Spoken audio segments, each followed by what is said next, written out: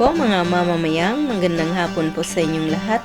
Ngayong hapong ito ay ipapakita ko lang po sa inyo ang pagluluto ng palaman sa pan de coco at ito na po ang ating mga sangkap.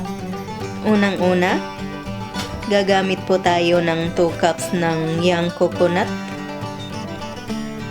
Tapos gagamit din po tayo ng 1 cup na brown sugar at kaunting tubig. Ngayon po iuumpisahan ko na pong lutuin to. Ngayon po ang una po nating gawin ay magpapakulo po muna tayo ng tubig dito sa ating kawali. Yan, konti lang pong tubig ang gagamitin natin. Ngayong kumukulo na po ang ating tubig ay pwede na nating ilagay dito ang ating 1 cup na brown sugar. Tapos hintayin lang po nating lumapot yung ating sugar. Hahalu-haluin lang po natin at pahihinaan po natin ng konti yung ating apoy.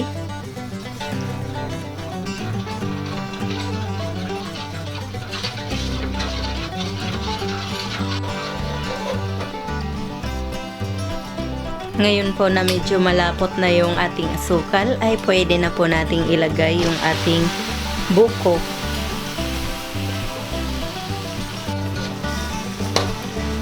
Tapos hahaluin lang po natin.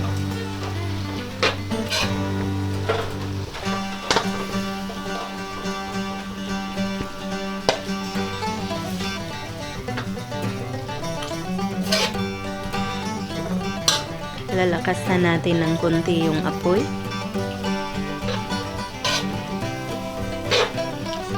Tapos hintayin lang po nating tumuyo itong ating sabaw.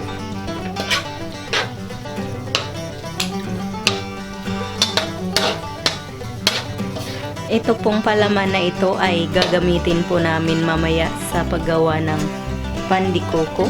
Ipapakita po namin ni Mama Yeps ang paggawa ng pan de coco mamaya. Ngayon pong medyo tumuyo na yung ating sabaw ay hahaluin lang natin ng hahaluin.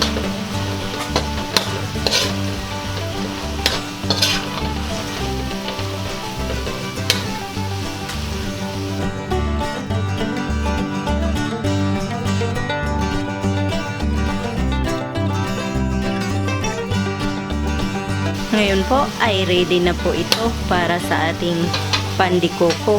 Pero palalamigin po muna natin to.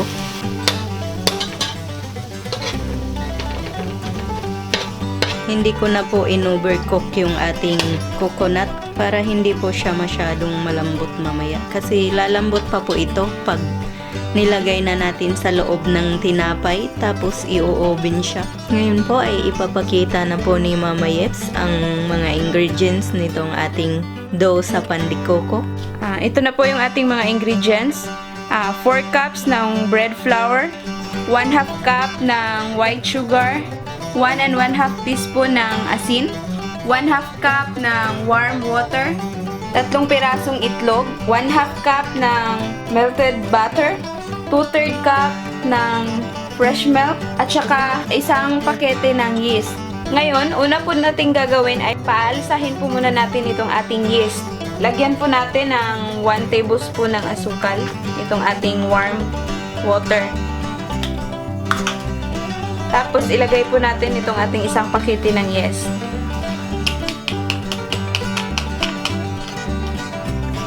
Haluin po natin para matunaw. Make sure lang po na yung water natin ay nasa katamtamang init lang para hindi mamamatay po yung ating yeast.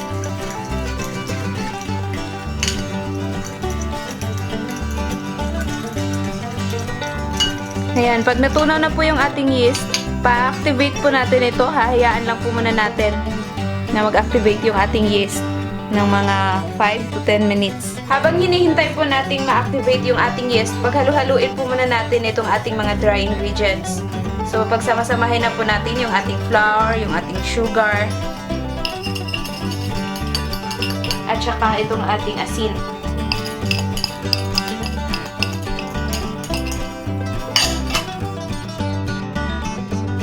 Pagkatapos niyan ay isunod po nating paghalu-haluin yung ating mga liquid ingredients. So, itabi mo muna natin. So, yan. Ilagay ko po itong ating melted butter. Itong ating fresh milk. Haluin po muna natin.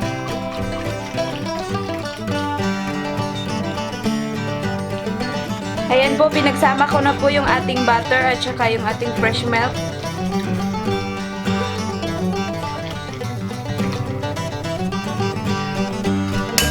Babatilin po muna natin itong ating itlog bago natin ihalo dyan sa ating mixture ng butter at saka milk.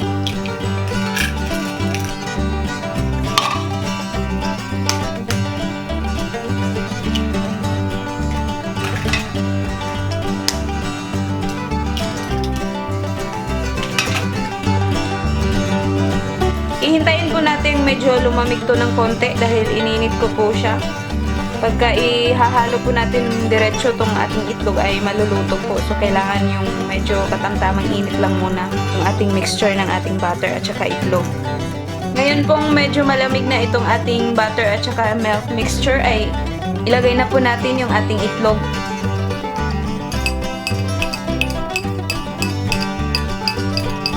Tapos paghalo-haluin po natin. Ngayon, titingnan po natin kung umalsa na po talaga yung ating yeast. So, yan. Pag ganyan na po na makikita po ninyo na parang may bula po siya sa ibabaw, ibig sabihin po niyan, napaalsa nyo po ng mabuti yung inyong yeast. So, yan. Ihahalo din po natin yan dito sa ating liquid na pinaghalo kanina. So, yan. Pagsama-samahin po natin silang lahat ng ating mga liquid ingredients.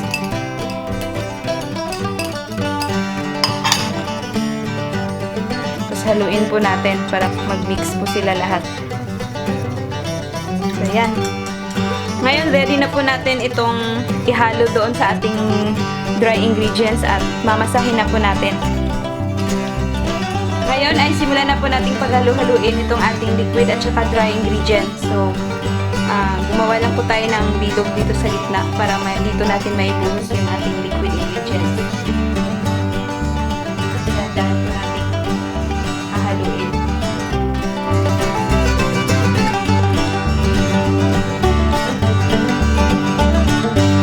Maya-maya pag napagsamahan na natin to lahat ay gagamitan na po natin to ng kamay para mamasa po natin siya ng mabuti. Pero kung may ano po kayo, yung machine na pangmasa, mas mainam po pag meron kayo nun, mas mabilis po yung pagmasa nyo, hindi na kayo mahihirapan. So, yan.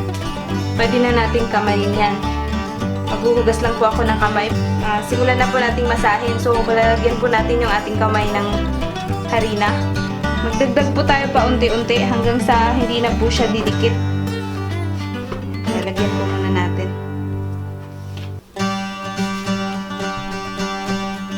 Dito ko na lang po siya masahin kasi hindi naman po siya magganong marami.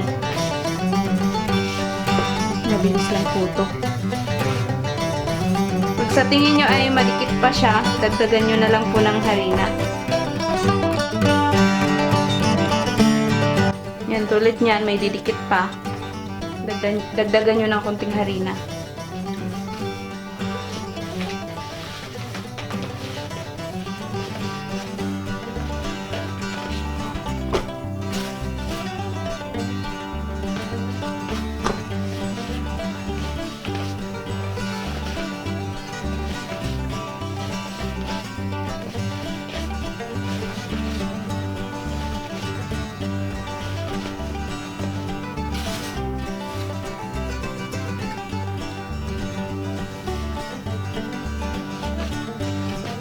Ayan po, pag ganito na po yung hitsura ng ating dough na parang elastic na po siya at smooth na po yung kanyang texture, ay ready na po ito, pwede na po nating paalasahin. Lagyan lang po natin ng konting oil para madali po natin siyang tanggalin.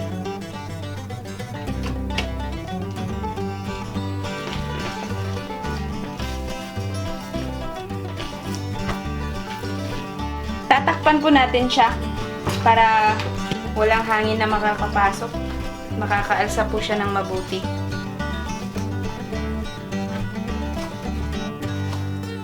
So yan, paalsahin po natin to ng 1 oras hanggang sa mag-doble po yung kanyang size. Yan, babalikan po natin mamaya pag umalsa na ito. Ngayon po, after 1 hour, ay titingnan po natin yung ating dough. So yan, lumaki na po yung ating dough. So ngayon ay papalabasin po natin yung kanyang hangin sa loob. Lagyan po muna natin ng kunting harina dito sa ating lamesa.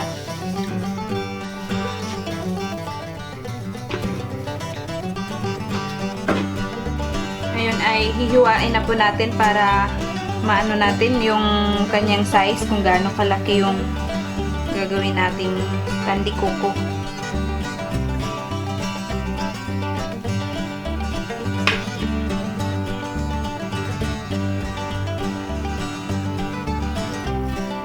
Kayo na po yung bahala kung gaano kalaki, or depende po sa inyo kung titimbangin nyo pa ba.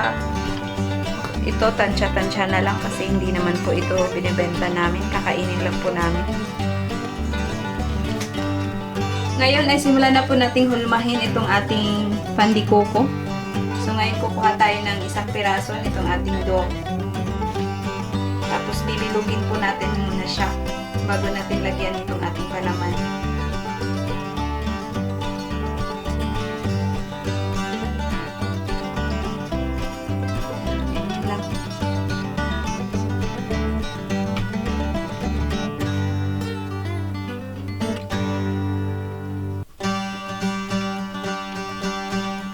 Siguraduhin lang natin na hindi masyadong manipis dito sa gitna para hindi mapupunit or aapo yung ating palaman na ilagay. Ganyan, pwede na natin lagyan itong palaman na ginawa ni Ate Maya.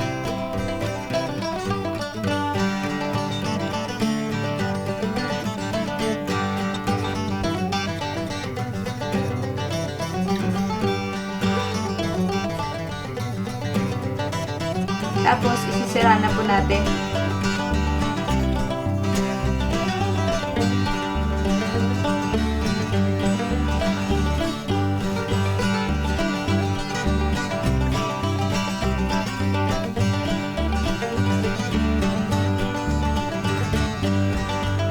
Ilagay natin dito sa ating baking sheet. Ayan po, ito na po lahat yung nagawa namin na pandikoko. So ngayon ay tutusukin lang po natin para pa may ano siya, design na talagang pandikoko siya.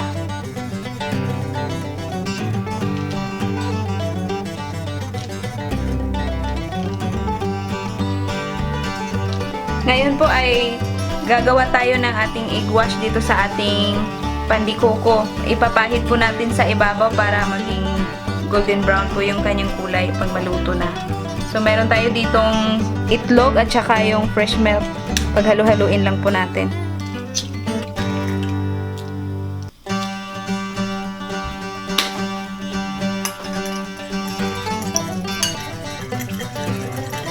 Tapos ngayon po ay na-preheat ko na po yung ating oven. Nasa 375 degrees Fahrenheit.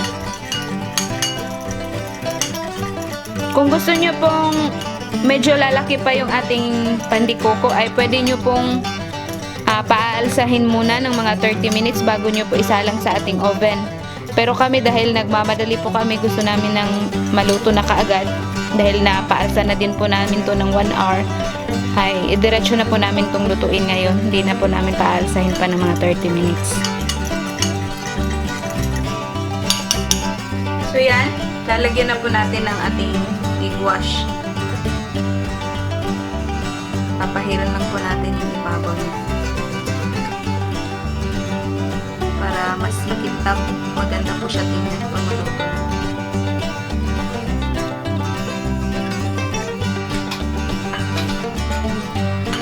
Po, ilagay na po natin sa ating oven para maluto po itong ating pandikoko. Lulutuin lang po natin ng mga 10 to 15 minutes or hanggang sa maging golden brown po yung kulay.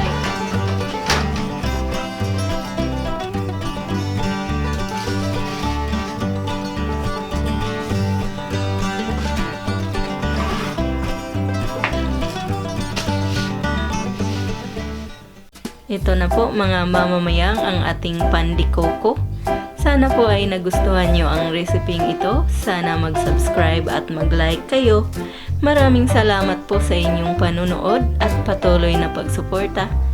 Ito po ang inyong Ate Mayang na nagsasabing, mabuhay!